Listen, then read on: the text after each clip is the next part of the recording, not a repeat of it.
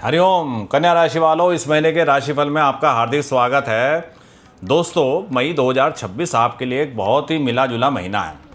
कुछ जगह पर अच्छे परिणाम मिलेंगे और कुछ जगह पर सावधानी भी जरूरी है। इस महीने की सबसे महत्वपूर्ण बात है बृहस्पति आपके 10वें भाव में यानी कि कर्म भाव में, मतलब कैरियर पर गुरु का सीधा आशीर्वाद है। ये एक बहुत बड़ी बात है। राहु आपके छठे भाव में है जो आपके कंपटीटर्स और दुश्मनों को प्राकृतिक रूप से दबाता है। तो चलिए विस्तार से बात करते हैं। तो इस महीने में ग्रहों का चित्र देख लेते हैं। सूर्य की बात करते हैं तो 15 मई तक सूर्य आपके 8वें भाव में है। उच्च अवस्था में 8वां भाव परिवर्तन और छुपी हुई बातों का भाव है। सूर्य यहाँ उच्च का तो है, लेकिन 8वें भाव का सूर्य कुछ मामलों में चुनौती देता है। कुछ छुपी हुई बातें सामने आ सकती हैं। कुछ ऐसे काम जो बाहर से नहीं दिख रहे थे वे इस पीरियड में होते रहेंगे। 15 के बाद सूर्य आपके 9वें भाव में आएंगे यानी कि भाग्य भाव में। ये बहुत बेहतर स्थिति है। किस्मत का साथ मिलेगा। कोई गाइड या मेंटर फिगर आपके सामने आ सकती है। मंगल की बात करें तो 11 मई तक मंगल आपके 7वें भाव में शनि के साथ मीन राशि में।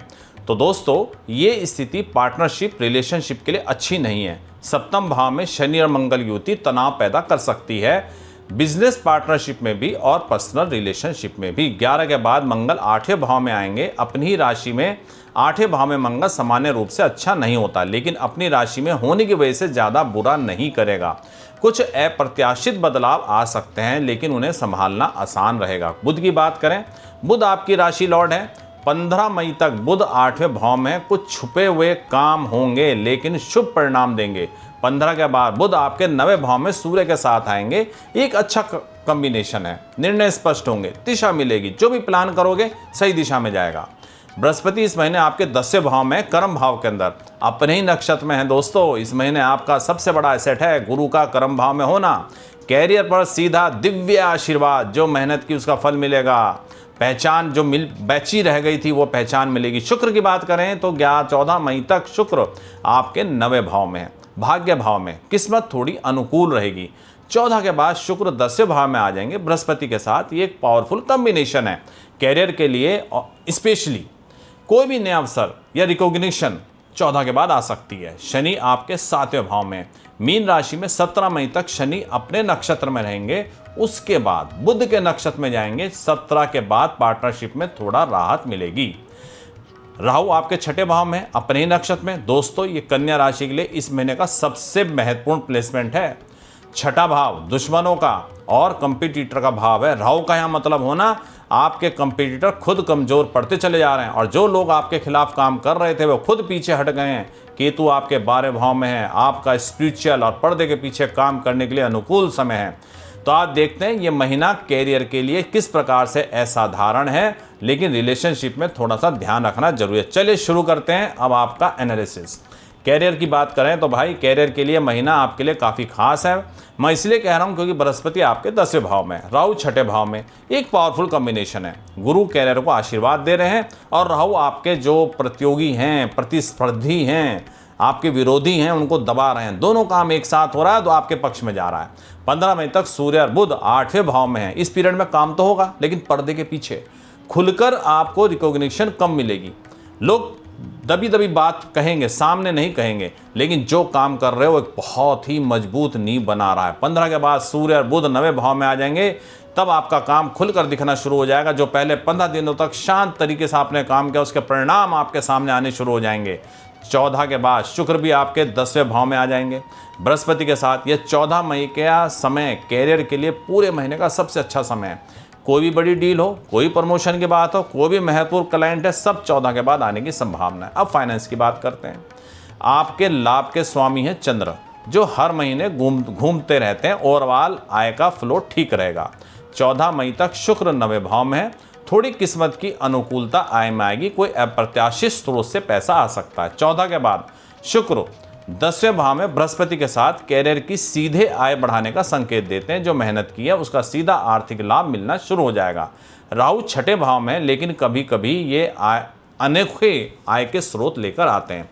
कोई ऐसा रास्ता जहां से पैसा आएगा जहां आपने सोचा भी नहीं था। लेकिन एक महत्वपूर्ण बात है, केतु 12वें भाव में है। ये एक छुपे हुए खर्च पैदा करते हैं। कोई ऐसा खर्च जो अचानक सामने आ जाए, जिसकी आपने योजना भी नहीं बनाई थी, तो एक इमरजेंसी फंड हमेशा तैयार रखिएगा। हेल्थ की बात करें तो भाई इस महीने आपको थोड़ा सावधानी रखने की जरूरत है। 11 मई तक शनि और मंगल 7वें भाव में, जो सीधा हेल्थ पर असर नहीं करती, लेकिन रिलेशनशिप का तनाव, वर्क प्रेशर मिलकर शरीर में एक स्ट्रेस पैदा करते हैं।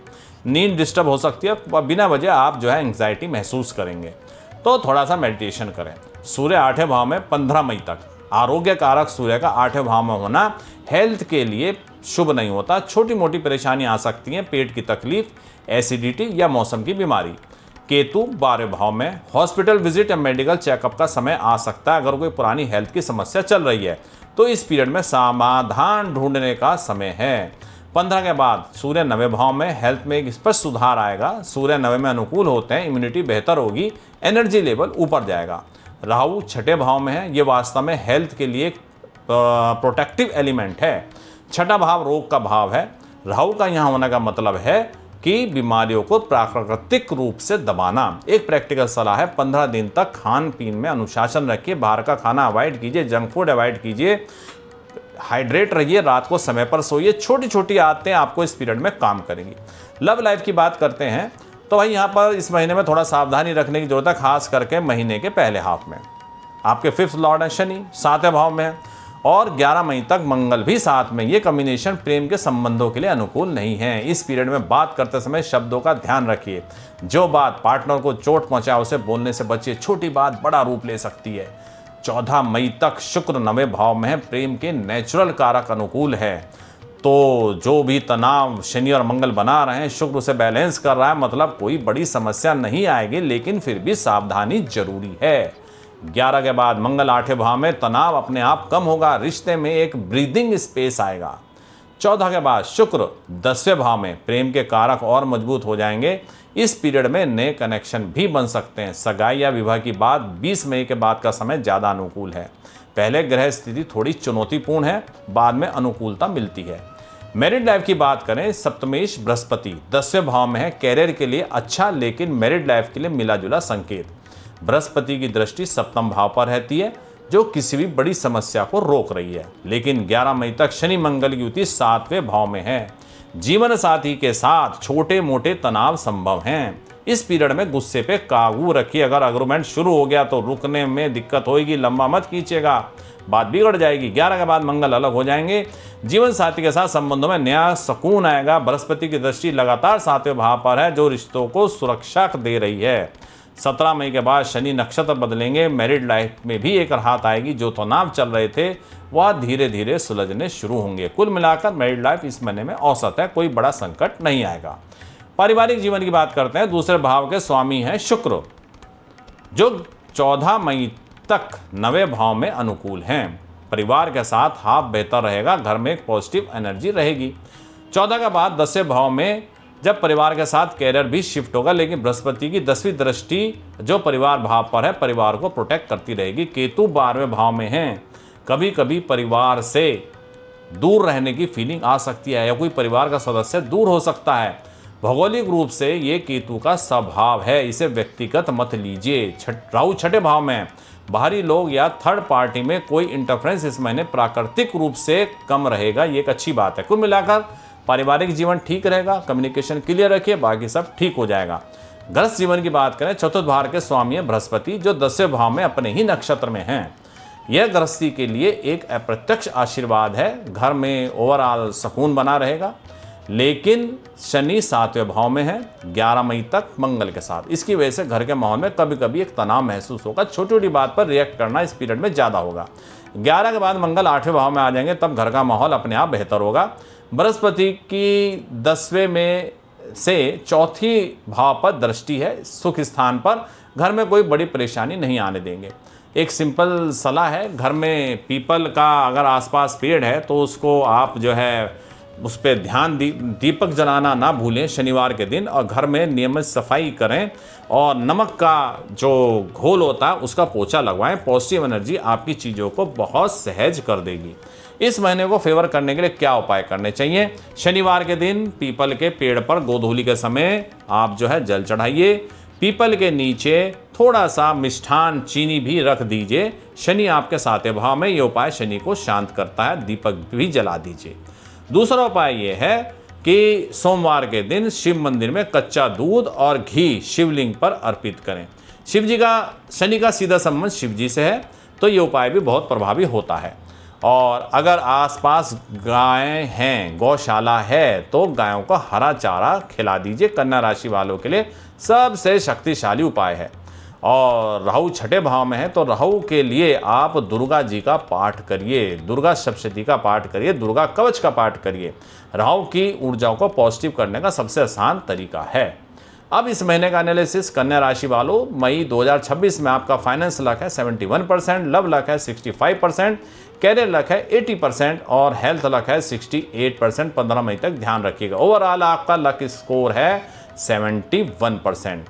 तो 3 महत्वपूर्ण तारीखों के बाद ये नंबर तेजी से बदलते हुए दिख रहे हैं। 11 मई के बाद मंगल 8वें भाव में आ जाएगा, तब आपका लव स्कोर 72% तक जा सकता है। 14 मई के बाद में शुक्र बृहस्पति 10वें भाव में आएंगे, तो कैरियर जो है थोड़ा सा बढ़ता हुआ नजर आ रहा है। ओवरऑल 17 मई के बाद में आपका जो लक है वो 77% तक जा सकता है। तो मित्रों, कन्या राशि का महीना कैरियर के लिए असाधारण है। बृहस्पति 10वें भाव में, राहु छठे में, एक दुर्लभ कॉम्बिनेशन जो कैरियर को बहुत बड़ा बूस्ट देता है। बस पहले 11 दिनों में रिलेशनशिप और हेल्थ पर ध्यान रखिए। 14 मई के बाद पूरी ऊर्जा कैरियर में लगाइए। ये वीडियो आपको कैसा लगा? अच्छा लगा हो तो लाइक कीजिए, शेयर कीजिए, सब्सक्राइब कीजिए और अगले वीडियो तक के लिए अपना ध्यान रखिएगा। हरिओम।